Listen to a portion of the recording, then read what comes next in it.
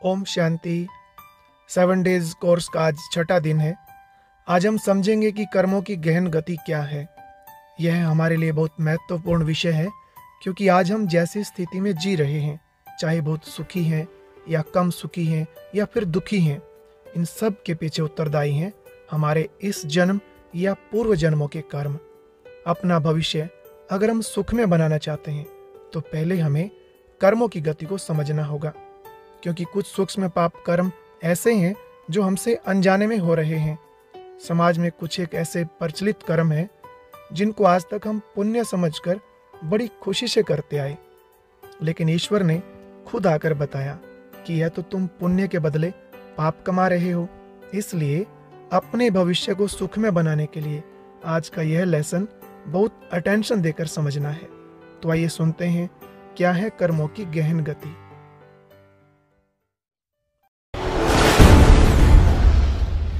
ओम शांति। परम पिता परमात्मा जो स्वयं हमें राजयोग सिखाते हैं, इस राजयोग से कर्म में कुशलता आती है। जो भी कर्म हम करते हैं वो कर्म की गति बहुत ही बलवान है। वैसे भी कहा जाता है बहुत सारे ऐसे फल हैं जिन्हें अमीर लोग खरीदते हैं और खा लेते हैं, गरीब नहीं खा सकते। लेकिन जो कर्मों का फल है वो कोई अमीर हो गरीब हो सबको खाना पड़ता है।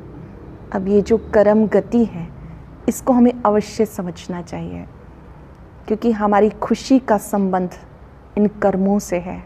श्रेष्ठ कर्म है तो हम हमेशा खुश रहते हैं, पाप कर्म है विकर्म है तो खुशी गायब हो जाती है। हम स्ट्रेस में डिप्रेशन में जाने लगते हैं। ज़रूरत है इस बात की कि हम अपने कर्मों को श्रेष्ठ बनाएं। अच्छे कर्म कौन से होते हैं? श्रेष्ठ कर्म वही हैं जबकि आप अपने मन में प्रसन्नता का अनुभव करते हैं, संतुष्टता का अनुभव करते हैं। कर्म की गति के लिए कुछ लोग भगवान को जिम्मेवार ठहराते हैं। उनको लगता है जो कुछ मेरे साथ हो रहा है भगवान की मर्जी से। सोचने वाली बात है कि हम अपना भाग्य स्वयं लिखते हैं या भगवान लिखता है। कुछ लोग भगवान को दोष देते हैं। सत्य बात ये है कि जैसा कर्म हम करेंगे हमारे कर्मों से हमारा भाग्य बनता है। जो कुछ हम सोच रहे हैं, चिंतन कर रहे हैं, बोल रहे हैं, ये कर्म है। और जो सामने से हमारे पास रिस्पॉन्स आता है वो भाग्य है। और आप अपने श्रेष्ठ कर्मों की कलम से अपने भाग्य को जितना चाहे अच्छा बना सकते हैं। बहुत बार हम दूसरे लोगों को दोष देते हैं कि इनकी वजह से मैं ये नहीं कर पा रहा, इनकी वजह से मेरा ये कार्य सफल नहीं हो पा रहा। किसी को भी दोष देने की बजाय ये कर्म गति हमें ये बात एहसास कराती है जो कुछ भी हमारे साथ हो रहा है उसके पीछे जिम्मेवार हमारे अपने ही कर्म हैं। भले हम किसी को भी दोष दें, पर जो कुछ हमारे साथ हो रहा है उसके पीछे जिम्मेवार हमारे कर्म हैं। और हम स्वयं जिम्मेवार आत्मा हैं। जिस समय हम ये समझेंगे तो हमारा कर्मों में सुधार प्रारंभ हो जाएगा। अन्यथा इंसान की दोषारोपण की वृत्ति इतनी बढ़ती जा रही है कि वो हर बात के लिए दूसरे को दोष देता है। कभी वो कहता है कि व्यक्ति खराब है, कभी कहते हैं ज़माना खराब है, क्योंकि खुद को खराब कहने की तो हिम्मत है ही नहीं। लेकिन आवश्यकता है कि हम इस सत्य को समझें कि मैं जो भी कर्म कर रहा हूँ क्या उसमें मैं स्वतंत्र हूँ। अगर आप उस कर्म को करते हुए प्रभु की स्मृति में रहते हैं, परमात्मा भी कर्म करते हैं, उनके कर्म दिव्य और अलौकिक हैं। देवी देवताएं भी कर्म करते हैं, उनके कर्म भी सुखदायी होते हैं। लेकिन जो मनुष्य आत्माओं के कर्म हैं वो कभी सुखदायी और कभी दुखदायी हो जाते हैं। आवश्यकता है कि हम अपने कर्मों को सुखदायी बनाएं। जब हम अपने कर्मों को सुखदायी बनाएंगे, दूसरों को सुख देंगे, तो रिटर्न में सुख की ही प्राप्ति होगी। मुझे एक छोटी सी बात याद आती है कि एक बार की बात है कि एक व्यक्ति बहुत अच्छा प्रभु से प्यार करने वाला, सत्संग में जाने वाला, बाई चांस उसकी जो दोस्ती है एक चोर से हो जाती है। दोनों ही अच्छे मित्र होते हैं। तो जो सत्संग में जाने वाला था वो उस चोर को भी कहता है कि चोरी करने तो रोज़ जाते हो, आज मेरे साथ सत्संग में चलो। चोर कहता है कि मुझे क्या करना वहाँ जाके, आप ही जाओ, वो तो आपका ही काम है, मैं तो चोरी करने ही जाऊँगा। अब देखिए, चोर चोरी करने के लिए जा रहा था और सत्संगी सत्संग में जा रहा था। जब वो जा रहा था तो सत्संग में जाते जाते उसको बहुत तेज पाँव में कांटा लगा, पैर भी लहूलुहान हो गया। उधर जो व्यक्ति चोरी करने गया था उसको वहाँ पर एक पर्स मिला। जब दोनों की आपस में मुलाकात हुई तो उस चोर ने कहा, देख बड़ा सत्संगी बना फिरता है, तुझे सत्संग में जाके क्या मिला, और मुझे देख, मैं तो चोरी करने गया था और मुझे इतना अच्छा ये पर्स मिला। अब ये व्यक्ति जो सत्संग में जाने वाला था बहुत सोचता है कि अरे मेरे साथ क्या हुआ, मैं तो भगवान से भी प्यार करता हूँ, सत्संग में रोज़ जाता हूँ, फिर भी कांटा लगा। बहुत प्रश्नों का तूफान उसके दिमाग में चल रहा था। तब जब दोनों की बातचीत हुई तो जो हमारा हिसाब किताब रखता है चित्रगुप्त को बुलाया गया और उसने जब खाता खोला तो उसने बताया कि जो इस समय व्यक्ति सत्संगी है, ये पास्ट जन्मों में इसने बहुत पाप किए थे और उस पाप की सज़ा कि आज इसको मृत्यु दंड मिलना चाहिए था, लेकिन इसने पुण्य कर्म किए, सत्संग के द्वारा अपने कर्मों को अच्छा बनाया, थोड़े से इसके पाप बचे और उसका परिणाम कि इसके पाँव में कांटा लगा। और जो दूसरा व्यक्ति है जो इस समय चोर है, वो पहले बहुत अच्छा दानी था, खूब उसने दान किया, अच्छे कर्म किए, लेकिन इस समय वो गलत संग में चला गया तो उसके जो पुण्य थे वो घटते चले गए। थोड़े से जो पुण्य बचे उसका परिणाम कि उसको एक पर्स मिला जिसमें कुछ पैसे थे। देखिए कि जो भी कर्म कहानी है ये चलती ही रहती है, कर्म का फल निश्चित है, आज नहीं तो कल भोगना ही पड़ता है। कई बार हम दुनिया की नज़रों से बच जाते हैं जब हम कोई लॉ ब्रेक कर देते हैं, लेकिन जो कर्म गति है, जो कर्मों का फल है, इससे कोई भी बच नहीं सका। एक नहीं अनेक जन्मों तक ये कहानी घूमती रहती है। वो कहानी कैसे घूमती है, एक सत्य घटना जो मैंने अपने यहाँ की सुनी, हमारी शिक्षक ने हमें सुनाई 94 में, जिससे मुझे कहानी और अच्छे से समझ में आई कि कर्म कहानी क्या होती है। उन्होंने बताया कि अपने हलवाई हट्टे पर एक व्यक्ति था जिसका बहुत अच्छा कार्य था, उसका अपना हलवाई का काम था, लेकिन वो अकेला था और उसको लगता था कि मेरे साथ कोई पार्टनर होना चाहिए। तो वो स्वयं एक बार स्टेशन की तरफ गया तो वहाँ पर एक व्यक्ति रेडी लगा के खड़ा था, सब्जियाँ बेच रहा था।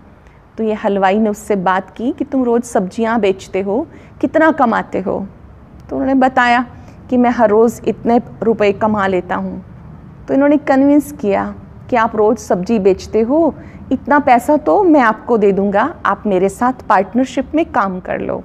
तो उस व्यक्ति को भी अच्छा लगा कि कोई मुझे स्वयं बुलाने के लिए आया। तो दोनों ने बिजनेस शुरू कर दिया और दोनों का काम काफ़ी अच्छा फ्लरिश हुआ।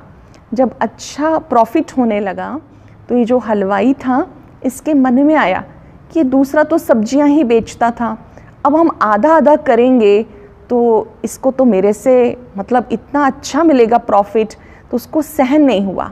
ये बात सोच करके वो मन में दुखी होने लगा और सोचने लगा कि किसी तरह से इसको मैं यहाँ से बाहर कर दूँ और ये सारा प्रॉफिट मुझे होने लग जाए। एक बार उसका स्वास्थ्य उसके दोस्त का बिगड़ गया जो रेडी लगाता था, थोड़ा सा स्वास्थ्य बिगड़ा, ये स्वयं उसको डॉक्टर के पास गया और डॉक्टर के साथ मिलकर कुछ इस तरह से मिली भगत कर ली कि कुछ पैसे का इन्होंने शो किया कि मैं आपको दे दूंगा और उसको गलत इंजेक्शन लगवा दिया। आप देखिए ध्यान से कि किस तरह से जब गलत इंजेक्शन लगा उस व्यक्ति की मृत्यु हो गई और ये बिज़नेस में अकेला रहा, बिज़नेस चलता रहा। कुछ समय के बाद इसके यहाँ बेटा आया। जब बेटे का जन्म हुआ तो बचपन से ही वो बेटा एक बात बोलता था कि मेरे पेट में बहुत दर्द है, मेरे पेट में बहुत दर्द है। अब पैसे की तो इसके पास कोई कमी नहीं थी, इसने जहाँ तहाँ डॉक्टर से संपर्क किया, डॉक्टर को सारी बात बताई किस तरह से इसको पेट दर्द रहता है। कहीं के वैद्य, कहीं के डॉक्टर सब मिलजुल के उसका इलाज करने लगे। धीरे धीरे बच्चा बड़ा होता गया, किसी ने कहा कोई बात नहीं, जब इस पे जिम्मेवारी आएगी ठीक हो जाएगा, इसकी शादी कर दो। अब वो जब 21 वर्ष का हुआ और उसकी शादी की तैयारी हो गई, और जिसके साथ शादी होनी थी वो भी दुल्हन तैयार होके बैठी थी, अचानक उस दिन, विवाह के दिन, इसको बहुत तेज़ी से दर्द हुआ। इतना तेज़ी से दर्द हुआ कि इसने चिल्लाना शुरू किया, पिताजी मुझे बचाओ, पिताजी मुझे बचाओ। पिताजी ने कहा कि मैं अब तक तेरे को बचाने के लिए कितना कुछ करता आ रहा हूँ, कितना कुछ करता आ रहा हूँ। इतने सारे डॉक्टर्स बुलाए गए, लेकिन ये फिर से वही कह रहा था, मुझे बहुत दर्द है, बहुत दर्द है। जब सब ने अपना सब कुछ करके देख लिया, ठीक नहीं हुआ, तो एकदम ये बच्चा अपने पिता को बोलता है, पिता की ओर देखते हुए, पिताजी आपने मुझे पहचाना नहीं, आपने मुझे पहचाना नहीं।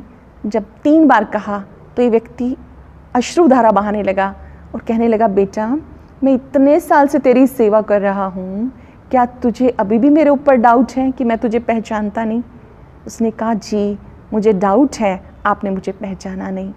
तो पिता ने पूछा, क्या नहीं पहचाना? कहते, पिताजी मैं वही हूँ जिसको आपने मरवाया था। तो पिता ने पूछा, उस बिचारी का क्या कसूर है जो सज धज के बैठी है और तुम्हारे साथ विवाह के लिए तैयार है? तो इसने कहा, यही वो डॉक्टर थी जिसने मुझे इंजेक्शन लगाया था। अब आप देखिए कहानी कहाँ से कहाँ घूम गई, किस तरह से जो उसका कार्मिक अकाउंट था वो उसको चुकाना पड़ा। ये कहानी एक जन्म की नहीं, अनेक जन्मों की कहानी है, क्योंकि आत्मा तो ड्रेस और एड्रेस बदली करती रहती है, आत्मा तो स्वयं शाश्वत है, शरीर बदलते रहते हैं। अब इस बच्चे को जब इस तरह से उस बच्चे ने पिता को बताया तो पिता को भी अपनी गलती का एहसास हुआ। भाव ये है कि इंसान इंसान की नज़र से तो छिप सकता है, लेकिन अपने कर्मों की नज़र से, कर्मों के कैमरे से कभी भी बच नहीं सकता है। तो ये बहुत ज़रूरी बात हो जाती है कि अनजाने में हमसे जो भी पहले हो गए, उन कर्मों की भी हम क्षमा ले लें। जो वर्तमान में भी हमसे गलत हुए उसके लिए भी हम क्षमा याचना, क्षमादान ज़रूर कर लें। अगर हम नहीं करेंगे तो वो पापों का बोझा बढ़ता जाएगा। जो पास्ट में हुए वो हम सबको याद नहीं, पर आज जो समय चल रहा है कम से कम वो तो हमारे हाथ में है। अपने कर्मों को अच्छा बनाने के लिए हमें अपने विचारों पे ध्यान देना होगा। जो हमारे विचार हैं वही हमारे बोल और कर्म बन जाते हैं। किस विचार में आप क्या सोच रहे हैं, इंटेंशन पर बहुत कुछ निर्भर करता है। मान लीजिए एक मंदिर है और उस मंदिर के अंदर एक भक्त व्यक्ति भी जाता है और एक चोर भी जाता है। ध्यान से देखिएगा कि जो भक्त है वो भी देवी माँ की मूर्ति के सामने खड़ा है और उसके नेत्रों में बहुत एकाग्रता है, वो देवी माँ को देखता है, निहारता है। जो चोर है वो भी उतनी ही एकाग्रता से देवी माँ को देखता है और मन में सोचता है कि कब सब लोग जाएंगे और मैं इसके गहने उतार के जाऊंगा। अब देखिए, देखने का काम तो दोनों कर रहे हैं, भक्त भी कर रहा है और चोर भी कर रहा है, लेकिन दोनों की जो इंटेंशन है उसमें बहुत फ़र्क है। तो जो हमारे कर्म बनते हैं, सुकर्म या पाप कर्म, वो हमारी इंटेंशन पर बनते हैं। कौन सा कर्म किस भाव से किया। कभी कभी हम दिखावे से बहुत सारे काम करते हैं, लोगों को खुश करने के लिए, नेम फेम में आके मेरा नाम, इस तरह से बहुत काम करते हैं, तो उसका कोई भी पुण्य जमा नहीं होता। अभी पिछले कुछ दिन पहले हम एक स्थान पर गए प्रोग्राम में, वो धर्मशाला में प्रोग्राम था। तो अचानक मैंने छत की ओर देखा तो वहाँ पे एक फ़ैन लगा हुआ था और उस पंखे की 3 पंखुड़ियों पर 3 नाम लिखे हुए थे, मतलब उसके 3 डोनर थे। अब आप सोचिए, वो लोकल कंपनी का पंखा और उसके ऊपर भी 3 लोगों का नाम लिखा हुआ। कर्म तो किया लेकिन दिखावे से किया कि हमारा नाम हो, तो उस कर्म से हमें कभी भी खुशी नहीं मिलती है, क्योंकि वो हमने नाम कमाने के लिए किया। जो कार्य हम गुप्त रूप से करते हैं, सच्ची भावना से करते हैं, जिसे केवल हम और परमात्मा ही जानते हैं, तो उन कर्मों से अलग से ही खुशी मिलती है, संतुष्टता मिलती है, जिसमें हम सोचते हैं कि मेरा नाम होना चाहिए, मेरा नाम, मैं और मेरेपन से जितने भी हम कर्म करते हैं, बॉडी कॉन्शियस में कर्म करते हैं, वो बॉडी कॉन्शियस में किए गए कर्म हमारे विकर्मों को बढ़ावा देते हैं। आवश्यकता है सूक्ष्म के मैंपन को पहचानने की। झूठ बोलना, अपने को शरीर सोचना भी झूठ बोलना है। हम ये शरीर नहीं, इसके अंदर एक दिव्य चेतना, एक प्रकाश आत्मा है। अगर आप आत्मिक स्मृति में रह के कर्म करेंगे तो वो पुण्य कर्म बनेंगे। जो आप देह अभिमान में कर्म करेंगे, मोहवश करेंगे, लोभवश करेंगे, वो सब हमारे विकर्म बन जाते हैं। देखिए, दान करना भी एक पुण्य कर्म माना जाता है, लेकिन अगर दान के अंदर भावना दिखावे की है कि लोग मुझे देखें, मेरी प्रशंसा करें, तो वो पुण्य कर्म नहीं माना जाता। कई बार ज्ञान दान जो हम दिल से करते हैं, किसी का जीवन बनाने के निमित्त बन जाता है, तो वो छोटा सा कार्य कि आपने किसी को सत्य ज्ञान दिया, थोड़ी देर वक्त लगाया, लेकिन सामने वाले का जीवन अच्छा बना, सामने वाले का परिवार सुखी हो गया, तो ये बहुत बड़ा पुण्य कर्म है। मुझे याद है कि हमारे एक सेंटर पर एक बहन भीख मांगने के लिए आई, तो सेंटर पे तो इस तरह से कोई पैसे का दान नहीं दिया जाता, लेकिन जब उसने कहा कि मैं तो भीख लेने आई हूँ, कुछ तो दीजिए, तो बहनों ने देखा कि काफ़ी इसको ज़रूरत है, तो ये कहा कि अगर आप यहाँ पे सफाई करोगी तो हम उसके बदले आपको पैसे दे देंगे। तो उस बहन ने सफाई बहुत अच्छी की, तो बहनों को लगा कि इस तो बहुत अच्छा काम कर लेती है, तो उसको थोड़ा सा ईश्वरीय ज्ञान भी दिया। अब जब ईश्वरीय ज्ञान दिया तो उस बहन को अच्छा लगा, उससे पूछा कि आप 7 दिन का कोर्स करोगी? तो उसने बड़ी खुशी से कहा हाँ जी मैं ज़रूर करूँगी। तो वो सफाई भी करती रही 7 दिन, कोर्स भी करती रही, और उस कोर्स के अंदर उसको ये बात समझ में आ गई कि ईश्वरीय ज्ञान है, सत्य ज्ञान है, ईश्वर ने स्वयं आकर के हमारे जीवन को अच्छा बनाने के लिए हमें ज्ञान दिया है। तो वो प्रतिदिन सुनने लगी। तो बहनों ने उससे पूछा कि आपके बच्चे क्या करते हैं? तो उस बहन ने कहा कि वो तो भीख मांगते हैं। तो बहनों ने कहा कि अच्छा, एक काम करोगी, आपको थोड़ा सा काम और मिल जाएगा, आप उन बच्चों को भीख मांगने से मना करो। तो उस बहन ने कहा ठीक है। तो जो क्लास में आने वाले भाई बहने थे, उनके यहाँ उसने 3-4 घरों में काम करना शुरू किया। कार्य करने में उसकी दक्षता थी, बहुत प्यार से कार्य करना, अच्छा करना, सबको पसंद आने लगा। तो धीरे धीरे उस बहन ने अपने 3 बच्चों का एडमिशन कराया और इंग्लिश मीडियम स्कूल में कराया। अब देखिए, जैसे जैसे उसको सत्य ज्ञान मिला, सत्य बोध हुआ, तो वो प्रतिदिन ज्ञान भी सुनने लगी, काम भी करने लगी, कमाने भी लगी, और बहनों के साथ भी सेवा के लिए कहीं कहीं सेवा पे उनके साथ मदद करने के लिए जाने लगी। और उसके परिवार में जो 3 बच्चे, उन्होंने भी भीख मांगना छोड़ दिया, और ज्ञान सुन करके उनका जीवन भी इतना अच्छा बना। अब मात्र थोड़ा सा ज्ञान सुनने से अब आप देखिए कितना जीवन उसका अपना अच्छा बना, बच्चों का जीवन अच्छा बना। अब जिसने ज्ञान दिया, जिसने ज्ञान प्राप्त किया, अपने जीवन में इम्प्लीमेंट किया, ये कितना बड़ा पुण्य कर्म है। देखिए, किसी को भी आप 1 दिन खाना खिला सकते हो, 2 दिन खाना खिला सकते हो, लेकिन आगे वो कहाँ जाएगा? क्यों ना कुछ ऐसे कर्म सिखाए जाएं कि व्यक्ति मांगने से छूट जाए, अपनी कर्म गति को समझ जाए। आज अगर वो बहन किसी स्थान पर जाए और इस ज्ञान को सुनाए, तो शायद उसे कोई पहचान भी नहीं पाएगा कि ये वही है। परमात्मा सत्य ज्ञान देकर हम सबको ये समझाते हैं कि धर्म और कर्म का बहुत बड़ा कनेक्शन है। जैसे आप धर्म में स्थित होकर कर्म करेंगे, तो आपके कर्म से दूसरों को सुख मिलेगा। चाहे आप भोजन बनाते हो, चाहे आप ऑफिस का कार्य करते हो, तो उस ऑलमाइटी के साथ आप जुड़े रहें, आपसे कोई भी पाप कर्म नहीं होगा, ये गारंटी है। जब हम परम पिता को, शिव पिता को भूल जाते हैं, ईश्वर को भूल जाते हैं, तो हम पाप कर्मों की तरफ चले जाते हैं। परम पिता परमात्मा ने हमारे जो कर्मों की गति हमें समझाई है, वो हम सीढ़ी के चित्र के द्वारा देखेंगे। सीढ़ी के चित्र में बहुत सुंदर कहानी है, 84 जन्मों की कहानी। अब देखिए, 84 जन्मों की कहानी कोई इंसान तो बता ही नहीं सकता, लेकिन ये वो कहानी है जो हम सबके पिता ने हमें स्वयं याद दिलाई कि बच्चे आप क्या थे और क्या बन गए। बहुत सुंदर बात जो परम पिता ने हम सबको समझाई वो इस प्रकार है कि हम सबका घर तो एक है, जैसा हम सब ने पहले लेसन में भी सुना, परम धाम, शांति धाम।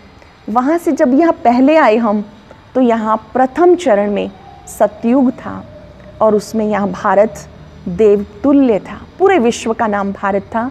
यहाँ सभी देवी देवताएं 16 कला संपूर्ण, संपूर्ण निर्विकारी, मर्यादा पुरुषोत्तम थे। सदा खुशहाल थे। उस सतयुगी दुनिया में हम आत्माओं ने 8 जन्म लिए। जैसे एक बार शरीर छोड़ा, फिर दोबारा, ऐसे 8 बार जन्म लिए। औसत आयु 150 साल रही। इस सतयुगी दुनिया में शेर बकरी भी एक घाट पानी पीते थे। तो आप सोच सकते हैं कि मानव का मानव से कितना प्यार होगा। इस देवतुल्य भूमि पर सतयुगी दुनिया में हर एक चेहरे पे मुस्कुराहट थी, हर एक के जीवन में आनंद था। 1250 वर्ष वो सतयुग चला। यहाँ पर 8 जन्म हुए, 16 कलाएं रही, देवता घराना रहा। धीरे धीरे त्रेता युग आ गया। ऊपर से कुछ और आत्माएं त्रेता युग में आ गई। जो 9 लाख थी वो तो थी ही, लेकिन कुछ और आत्माएं त्रेता युग में शामिल हो गई।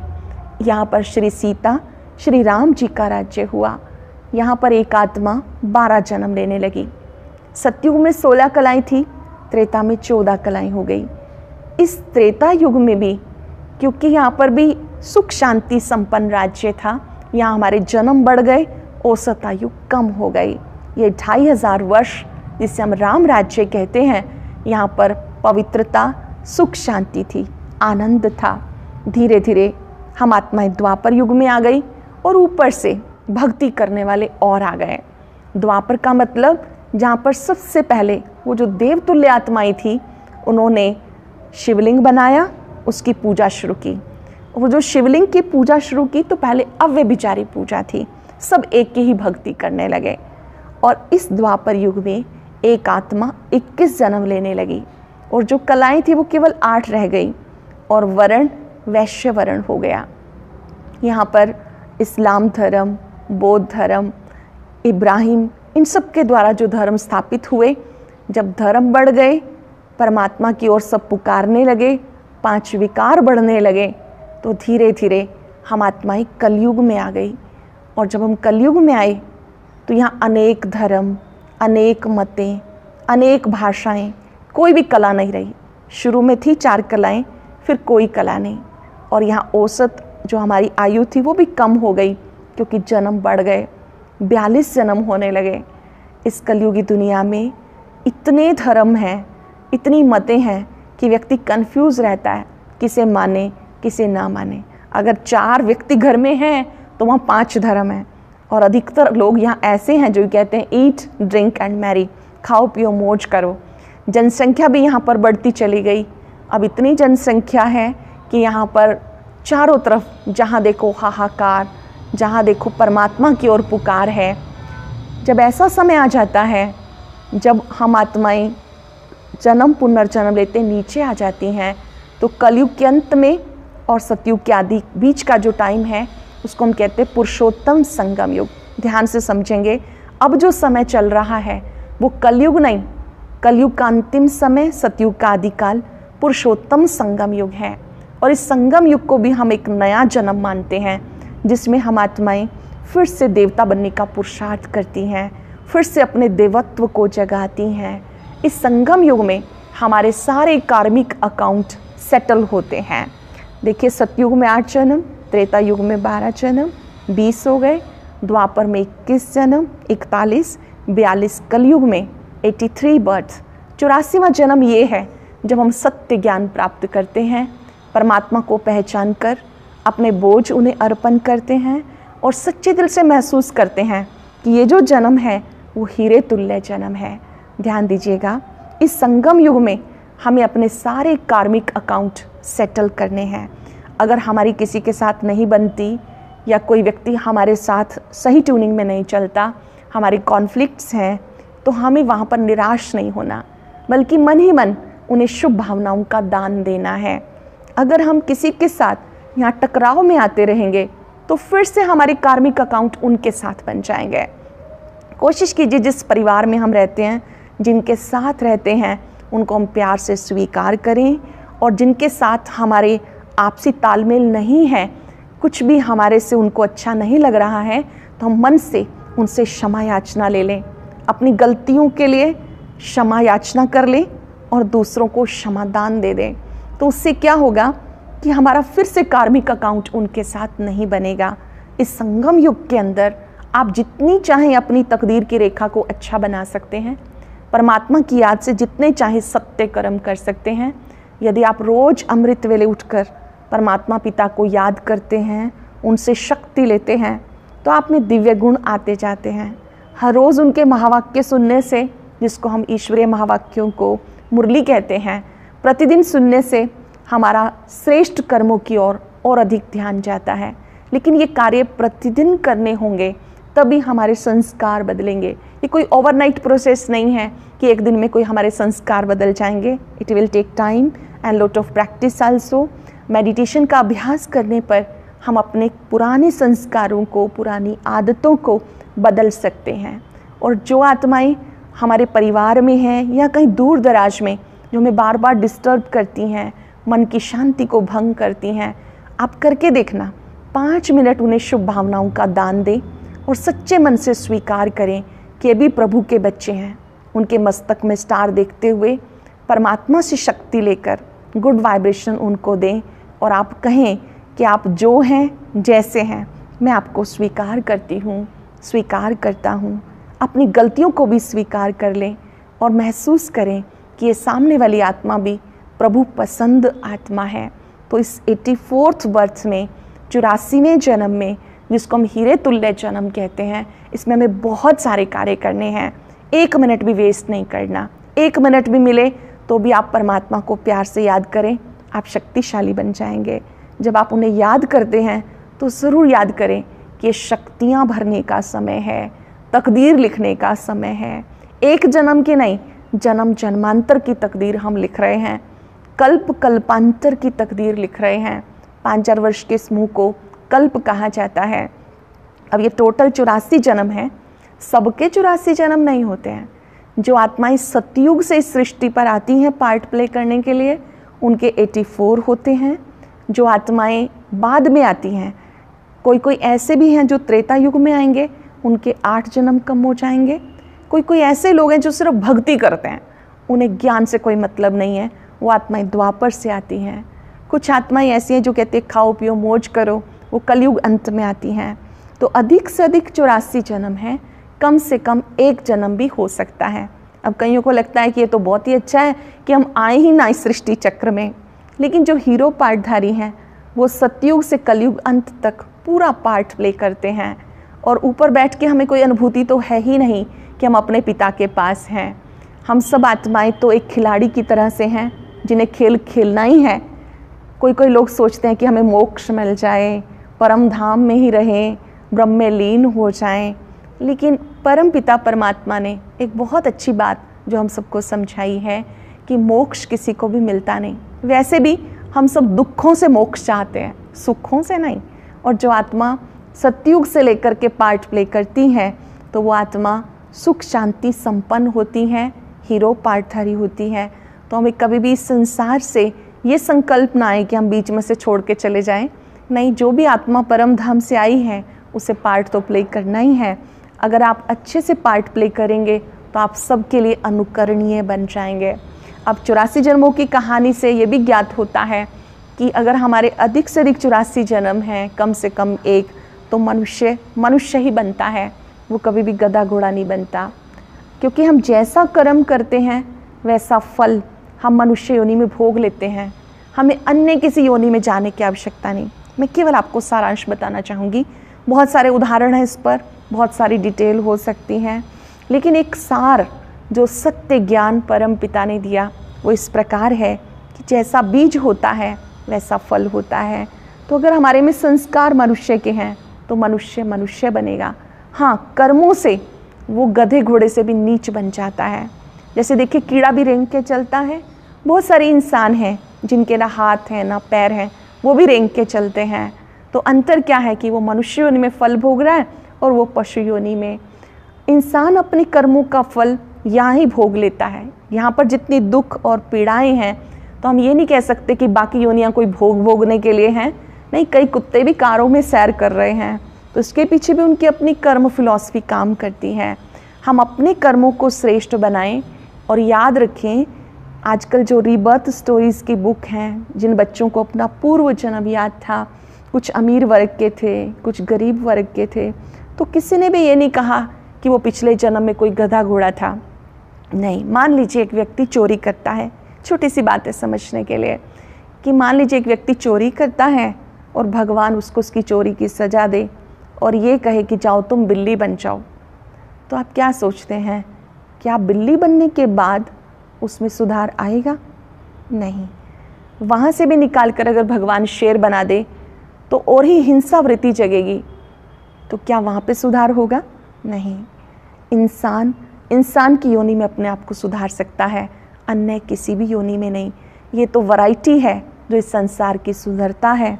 भिन्न भिन्न योनियाँ ये सब भी हैं, लेकिन मनुष्य जो है वो मनुष्य बनता है। एक्चुअल जो वर्ड है वो 1,84 है कि मनुष्य अपने 84 जन्मों को देखो। लेकिन हम अपने 84 जन्मों को देखने की बजाय आ का डंडा लगा देते हैं और कहते हैं 1,84। ये 1,84 शब्द है। परमात्मा पिता हम सबको ये याद दिलाते हैं कि बच्चे अपने कर्मों को श्रेष्ठ बनाकर आप फिर से देवता बने। आप ही देवता थे, आपको फिर से बनना है। जब तक हम अपने आप को जिम्मेवार नहीं ठहराएंगे अपने कर्मों के लिए, तब तक हमारे जीवन का परिवर्तन नहीं हो सकता। इन 84 जन्मों की कहानी को समझते हुए हमें ये समझना है कि ये जो समय है, इस समय हमें परमात्मा का साथ मिला है, हाथ मिला है, परमात्म ज्ञान मिला है। उस परमात्म ज्ञान को जो ईश्वरीय महावाक्य मुरली के रूप में है, उसको रोज़ सुनना है। अगर हम एक दो बातों को भी रोज़ चिंतन में लाएंगे तो हमारा चित्त साफ हो जाएगा, हमारे संस्कार अच्छे बन जाएंगे, हमारा जीवन अच्छा बन जाएगा। सार ये है कि कर्म की गति बड़ी बलवान है। हम अपने ऊंच कर्मों से ही देवता थे और कर्म जब भूल गए तो हम नीचे आ गए। कहते chalk and cheese both are white but chalk is not to eat. जो मनुष्य है वो दिखने में मनुष्य है, पर आज उसके अंदर जो मानवता है वो नहीं रही। इंसान बढ़ते जा रहे हैं, इंसानियत घटती जा रही है। चॉक भी सफ़ेद होता है, पनीर भी सफ़ेद होता है, चॉक को खाया नहीं जा सकता। ठीक इसी तरह से इंसान दिखने में इंसान है, पर इंसानियत को तो भूल गया। ये जो इंसानियत है, दिव्य गुण है, वो श्रेष्ठ कर्मों से आते हैं। आज से हम अपने कर्मों के द्वारा सबको सुख देंगे। हमसे जिनके प्रति कुछ गलत हो गया उनसे हम क्षमा मांग लेंगे। जिन्होंने हमारे प्रति कुछ गलत किया उनको हम क्षमा कर देंगे, ताकि हमारा कार्मिक अकाउंट सेटल हो जाए। याद रखेंगे, शक्तिशाली लोग माफ़ करते हैं, कमज़ोर लोग बदला लेते हैं। हमें बदला नहीं लेना, बदल के दिखाना है और स्वयं को बहुत शक्तिशाली बनाना है। आपका जीवन सुख में बने, शांति में बने, आप सदा आनंदित रहें, ये मेरी मंगल कामना है।